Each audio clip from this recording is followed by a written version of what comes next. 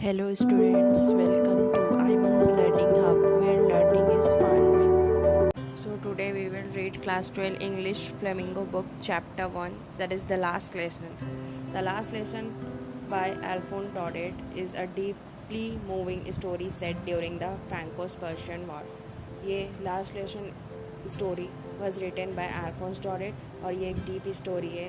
ये Franco Persian वार के time पे लिखा गया था ड्यूरिंग 1870-71 जब फ्रांस डिफीट कर दिया गया था बाय पर्शिया एंड फ्रांस ने अपना प्रोविंसेस लूज़ कर दिया था, that is Alsace and Lorraine. The Persian government ने ऑर्डर किया था कि नेक्स्ट डे से यहाँ पे जर्मनी पढ़ाई जाएगी फ्रेंच के जगह में, और ये ऑर्डर फ्रेंच टीचिंग को एंड कर रही थी in the school of Alsace. The story is narrated by French a little school boy. ये स्टोरी फ्रांस के द्वारा सुनाई जा रही है। एक little school boy who is usually careless and not interested in his studies. वो एक केयरलेस बच्चा था जिसे स्टडीज़ में इंटरेस्ट नहीं था। On the day of the last lesson, he starts for school late and feels worried because he has not prepared his lesson on participles. Last lesson जिस दिन स्कूल में पढ़ाई जा रही थी उस दिन वो लेट था और worried भी था क्योंकि उसने participles की पढ़ाई नहीं की थी और he is afraid of being scolded by his strict teacher M. Hamel, और वो डरा हुआ भी था क्योंकि उसे डांट पड़ सकती थी अपने strict teacher M. Hamel से। On his way, he noticed people gathered near the bulletin board where important news is posted, but he doesn't stop. वो जब स्कूल जा रहा था तब उसने नोटिस किया कि बहुत सारे people gathered है near the bulletin board के पास जहाँ पे important news post किए जाते थे, पर वो नहीं रुका। M. Hamel begins the class in a very emotional manner. M. Hamel ने बहुत इमोशनली क्लास स्टार्ट किया। He explained how people often take their mother tongue for granted. उन्होंने ये भी एक्सप्लेन किया कि किस तरह से उनकी मदर टंग छीनी जा रही है। He does not blame only the children but also admit his own fault.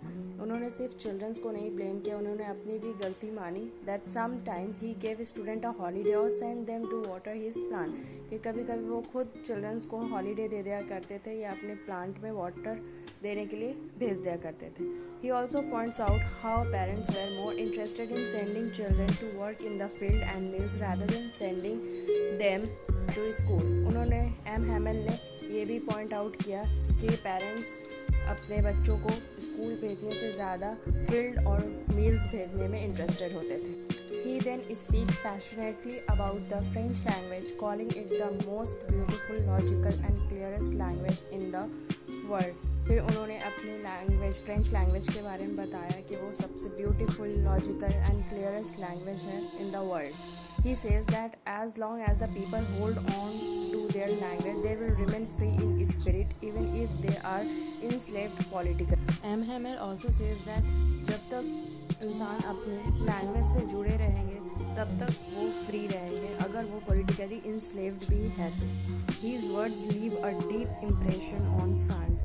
उनके बात का बहुत गहरा असर हुआ फ्रांस पे, who suddenly realized the importance of his language and education. और फिर फ्रांस को सडनली अपने लैंग्वेज और एजुकेशन की इम्पोर्टेंस समझ में आ गई। For the first time he listens carefully and understands everything. और फिर पहले वो सब कुछ ध्यान से सुनता रहा और समझता रहा। He feels guilty for wasting his time earlier and wishes he had paid more attention to his lesson. उसको गिल्ट फील हुआ for wasting टाइम बर्बाद करने के लिए, और फिर वो चाह रहा था कि उसे कुछ टाइम और मिल जाता अपने मदर टंग को पढ़ने के लिए। The villagers too feel emotional. Villagers बहुत ज़्यादा इमोशनल थे। They regret not learning their language properly and not sending their children to school regularly. उन्हें रिग्रेट था कि वो अपने मदर टंग नहीं सीख पाए और वो अपने चिल्ड्रंस को भी प्रॉपरली स्कूल नहीं भेज पाए। Old Hauser filled with sorrow tries to read from his primer but break down in tears. Old Hauser primer book से पढ़ने की कोशिश कर रहे थे पर वो नहीं पढ़ पाए। This collective regret shows how people often realize the value of something only after losing it. और ये रिग्रेट शो कर रहा था कि लोगों को उस चीज़ की रियलाइजेशन तभी होती है जब वो चीज़ वो खो देते हैं। Finally, as the church clock strikes 12, the last lesson comes to an end. M. Hamel is overwhelmed with emotion and cannot speak. और अब फाइनली लास्ट लेसन ख़त्म होने वाली थी. एम हैमल बहुत ही ज़्यादा इमोशनल थे और वो कुछ बोल भी नहीं पा रहे थे. He gathers all his strength, writes in bold letters on the black board, vive la France, long live France, and then gesture with his hand that the class is dismissed. और वो फिर हाथ से इशारा करते हुए बताते हैं कि क्लास यहाँ पे ख़त्म हो चुका है. His silence at the end speak louder than words. उनकी साइलेंस लाउडर थी उनके वर्ड से. Leaving everyone in grief and patriotism. और अब वहाँ पे सभी दुखी थे क्योंकि अब वो अपनी मदर टंग का यूज़ नहीं कर सकते थे.